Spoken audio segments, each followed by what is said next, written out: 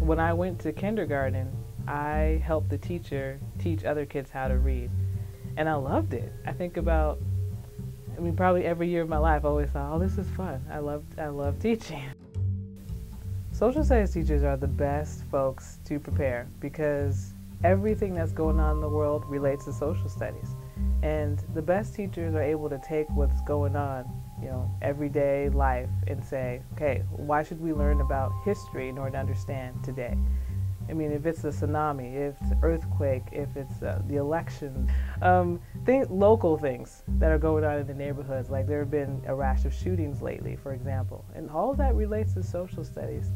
I think the most successful teachers have a habit of reflection. You can't just teach a lesson and then walk away from it. You have to sit down and think, okay, what went well and why? What didn't go well and why? And not just the thinking in your head while you're driving home kind of thing. That's important, but really taking some time to just make notes right there on the lesson plan and get into the habit of reflecting upon it and thinking about what was good. Sometimes the lesson goes so well, you're just like, man, that was awesome, right? But you got to sit down and think, why was it awesome, so that you can recreate it in a different lesson, as well as, like I said, a year from now or whenever you teach that again. I think good teachers are in constant contact with parents, and not just letting them know, okay, so he failed this test, or he's coming to school late, falling asleep in class, or she's doing that and this, but saying, hey, you know what? He did a great job today in class, and I'm just calling you to let you know it's a pleasure to have your son in my class. Those kinds of calls are just so rare that they make you an instant ally, and students like it too. I don't care how cool they think they are, everyone likes to get a good phone call home.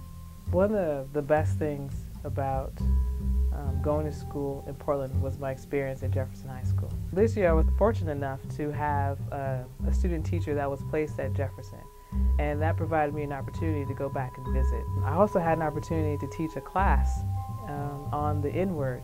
Jefferson is a place where that word is thrown around all day long. And so I want the students to just really take a step back and think about how others perceive them when they use it, how someone who hears it might perceive it.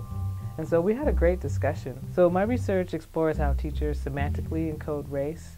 And I think one of the reasons why I got interested in that is 4 friends and I, when we were working on our doctorates, we came up with a study where we interviewed teachers from a local university. And in the process of learning about how they explained and described urban, I started to hear them use the word urban and suburban as code words for race.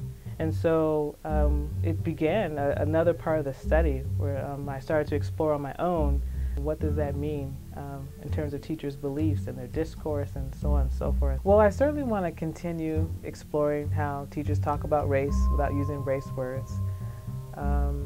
But I'm really into assessment and just how to help teachers design classroom assessments that really tell them what students have learned.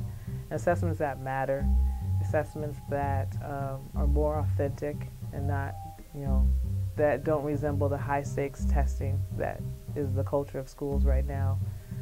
I want to get better at helping my teachers create those kinds of things.